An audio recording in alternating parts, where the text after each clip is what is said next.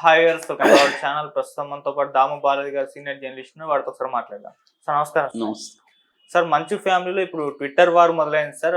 మంచు విష్ణు గారు అండ్ మనోజ్ గారు ఇద్దరు కూడా వరుసగా ట్వీట్లు ఒకరిని ఉద్దేశించి ఒకరు చేసుకోవడం చూస్తున్నాం సార్. అయితే వాళ్ళ పేర్లు మెన్షన్ చేయకుండా క్లియర్ గా అది వాళ్ళని ఉద్దేశించి చేస్తున్నారని అర్థమవుతుంది. అటు మంచు విష్ణు గారేమో మంచు మనోజ్ ని కుక్క అని సంబోధిస్తూ పెట్టిన ట్వీట్, ఇప్పుడు మనోజ్ కూడా ఫ్రాడ్ కుక్క అని చెప్పేసి అది ట్వీట్ చేశారని చెప్పేసి కూడా వార్తలు వినిపిస్తున్నాయి. మరి ఆ ట్వీట్ల వెనుకున్న అర్థం ఏంటి, అసలు ఏం జరుగుతుంది, ఇప్పటి వరకు వచ్చిన ఈ మంచు వివాదంలో ఏమైనా డెవలప్మెంట్స్ కనిపించాయి సార్? మంచు ఫ్యామిలీలో మంటలు ఇంకా ఆరలేదు, అవి రోజు రోజుకి పెరుగుతున్నట్టుగానే కనబడుతుంది. అంటే మామూలుగానే ఇవాళ ఏంటంటే సోషల్ మీడియా వచ్చినాక తమ పర్సనల్ విషయాల్ని, గొడవల్ని, ఎవరితో గొడవ వచ్చినా లేకపోతే ఎవరైనా తనని ఏదన్నా అన్నా అది సోషల్ మీడియాలో పెట్టేసుకోవడం అనేది ఇవాళ కామన్ అయిపోయింది. అంటే పబ్లిక్ అటెన్షన్ కోసం, రెండోది పబ్లిక్ సింపతి కోసం, నేనే కరెక్ట్ అని నిరూపించడం కోసం, లేకపోతే తమ ప్రత్యర్థుల్ని దోషులుగా సమాజంలో నిలపడం కోసం ఈ రకమైన పద్ధతుల్ని అందరూ ఫాలో అవుతారు. మనం మామూలు పీపుల్ కూడా వాళ్ళని ఎవరైనా అంటే స్క్రీన్ షాట్ తీసి పెట్టడం, ముఖ్యంగా అమ్మాయిలు అయితే ఎవరైనా అబ్బాయిలు చాట్ చేస్తే అందులో తమకు నచ్చనిది ఉంటే ఆ చాట్ తీసి పెట్టడం, రెండోది ఫ్రెండ్స్ అయితే వాళ్ళని బ్లాక్ చేశాను, ఫలానా వాడిని బ్లాక్ చేశాను పెట్టడం, ఇలాగా కామన్ అయిపోయింది.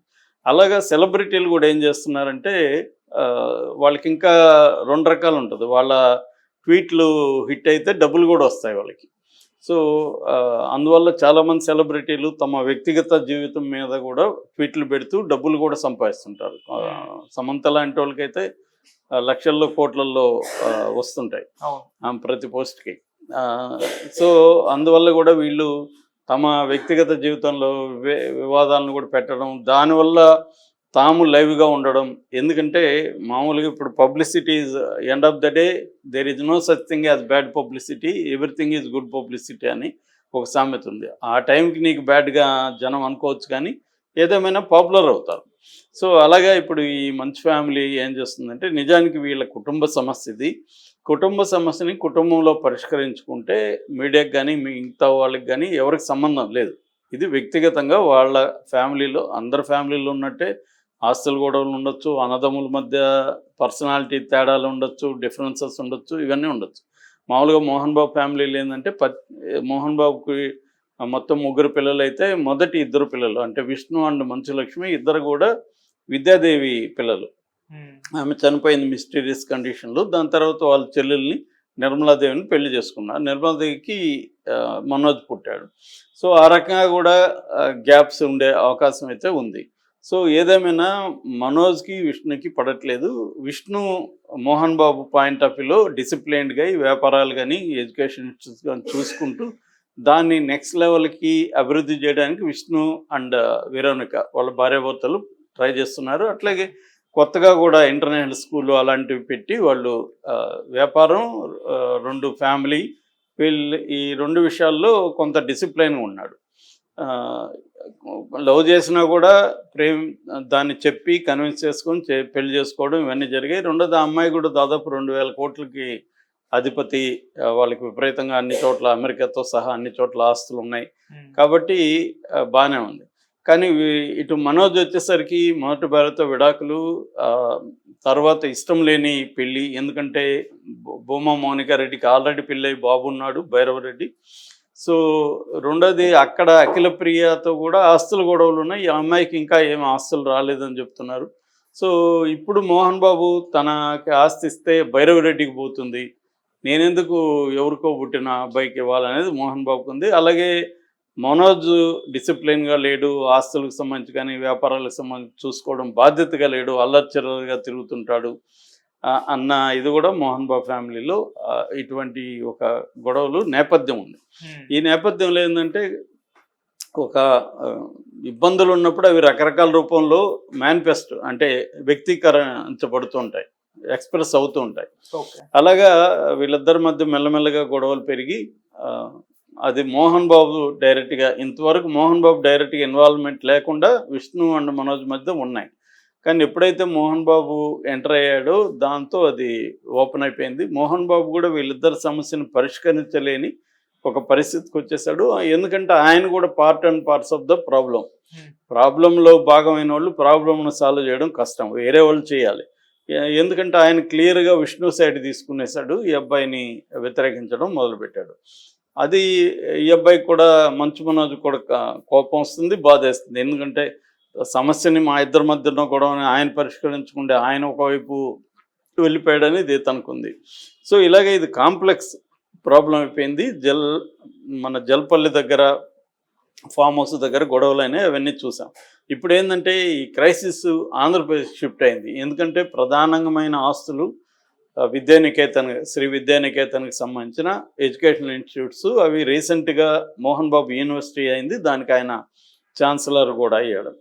సో ఇప్పుడు వాళ్ళకి ఇన్కమ్ సోర్స్ కూడా ప్రధానంగా అదే అనమాట. ఇంజనీరింగ్ కాలేజ్ దగ్గర నుంచి అనేక రకాల కాలేజీలు, స్కూళ్ళు అవన్నీ ఉన్నాయి ఇక్కడ. రెండోది పెద్ద ప్రాపర్టీస్, అవి వాల్యూ కూడా బాగా పెరిగింది. ఒకప్పుడు అది పల్లెటూరుగా ఉంది, ఇప్పుడు ఏంటంటే మెయిన్ రోడ్డు పడడం, సెంటర్ అవ్వడం, దానివల్ల ల్యాండ్ వాల్యూస్ కూడా పెరిగాయి. సో గొడవ అంతా అక్కడికి షిఫ్ట్ అయింది. ఆల్రెడీ కాలేజీలో కొన్ని ఇష్యూస్ ఉన్నాయి. అదేంటంటే విద్యార్థులకి మధ్యాహ్నం భోజనం కంపల్సరీ చేయాలని చెప్పి రేట్లు ఎక్కువ పెంచడం, రకరకాల పేరుతో ఫీజులు వసూలు చేయడం, దీని పట్ల అక్కడ ఉన్న పేరెంట్స్లో కూడా అసంతృప్తి ఉంటే దాన్ని మనోజ్ ఉపయోగించుకొని ఆ ఇష్యూని బయటికి తేవడంతో అసలు ప్రధాన ఆదాయం వనరుగా ఉన్న ఎడ్యుకేషన్ ఇన్స్టిట్యూట్కి చెడ్డ పేరు తేవడానికి మనోజ్ రంగంలో దిగాడు, బయటకు వచ్చాడు. దాంతో అది ఇంకా కాంప్లెక్స్ అయిపోయింది ఇష్యూ. సో ఈ క్రమంలో మొన్న సంక్రాంతికి మనోజ్ మళ్ళీ అక్కడికి వెళ్ళి ఏదో ఒక గొడవ చేయడానికి వెళ్ళినట్టే మనకు కనబడుతుంది. ఎందుకంటే సమాధులకి పోయి చేయడం అనేది అదే టైంలో చేయాల్సిన అవసరం లేదు, కావాలనే అది ప్రోగ్రాం పెట్టుకున్నట్టుగా అవుతుంది. ఎందుకంటే పెద్ద ఎత్తున అతను దాదాపు 400-500 మందితో ర్యాలీగా రేణిగుంట ఎయిర్పోర్ట్ నుంచి రావడం, అక్కడ గొడవ పడ్డం, కిరణ్ అని అక్కడ పనిచేస్తున్న మేనేజర్ మీదకి దాడి చేయడానికి రావడం, గేట్లు దూకి ఆ సమాధులు, వాళ్ళ అవతాత సమాధుల దగ్గరికి వెళ్ళి అర్పించి రావడం, ఇవన్నీ చేశాడు. అట్లాగే నారావారిపల్లిలో లోకేష్ ఉంటే లోకేష్ దగ్గరికి పోయి కూడా ఒక 20-25 మినిట్స్ సమావేశం ఆడారని చెప్తున్నారు. అంటే మరి ఆయనతో ఏం మాట్లాడే తెలీదు. సో ఇప్పుడు దాని తర్వాత ఏమైందంటే ఇద్దరు ట్వీట్లు వారు మొదలుపెట్టారు. ముందుగా విష్ణు మొదలుపెట్టాడు. విష్ణు మోహన్ బాబు యాక్ట్ చేసిన రౌడీ అనే సినిమా రామ్ గోపాల్ వర్మ డైరెక్ట్ చేశాడు. దానికి సంబంధించి ట్వీట్ ఏం పెట్టాడంటే దాంట్లో ఒక డైలాగ్ ఉంది, one of my favourite films ఇది, అట్లాగే one of my favourite directors, ఆయన డైరెక్ట్ అయిన సినిమాలో నాకు నచ్చిన డైలాగ్ అని, ఈ డైలాగ్తో నేను మోహన్ బాబు 50 MB50 అని పెట్టాడు. మోహన్ బాబు ఇండస్ట్రీకి వచ్చి సినిమా ఇండస్ట్రీకి 50 ఏళ్ళు అయిన సందర్భంగా సెలబ్రేషన్స్ చేస్తున్నారు కాబట్టి MB50 అని పెట్టారు. అదేంటంటే ప్రతి కుక్కకి సింహం అవ్వాలని, అంటే సింహం అవ్వాలని ప్రతి కుక్కకి ఉంటుంది, కానీ వీధులు మొరగడానికి, అడవిలో గర్జించడానికి తేడా ఉంటుందని, కనీసం వచ్చే జన్మలైనా నువ్వు తెలుసుకుంటావన్న ఆశ అని చంపడానికి ముందు మోహన్ బాబు డైలాగ్ దాంట్లో. ఓకే, ఆ డైలాగ్ని ఇతను పోస్ట్ చేశాడు. దీంతో ఏంది, ఇతను కుక్క అని, మనోజ్ కుక్క అని విష్ణు ఉద్దేశం అని చెప్పి ఇంకా అందరూ రాయడం మొదలుపెట్టారు. ఎందుకంటే అది కనెక్ట్ అవుతుంది.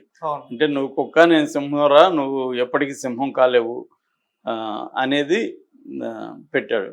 దానికి కౌంటర్గా మనోజ్ ఏం చెప్పాడంటే మన కృష్ణరాజు సినిమాల్లో ఉండి తాండ్రపాపరాయుడు, భక్త కన్నప్ప, బొబ్బిలి బ్రహ్మన్న ఈ సినిమాలో ఉండి స్టిల్స్ పెట్టి కింద ట్వీట్ చేశాడు.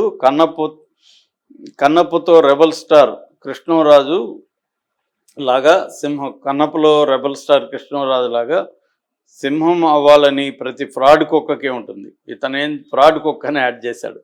ఫ్రాడ్ కుక్కకి ఉంటుంది, నువ్వు ఈ విషయం నువ్వు ఇదే జన్మలో తెలుసుకుంటావు. అతనేమో వచ్చే జన్మలో అని రాశాడు, ఇతనేమో ఇదే జన్మలో ప్లస్ ఫ్రాడ్ కుక్క అని అన్నాడు.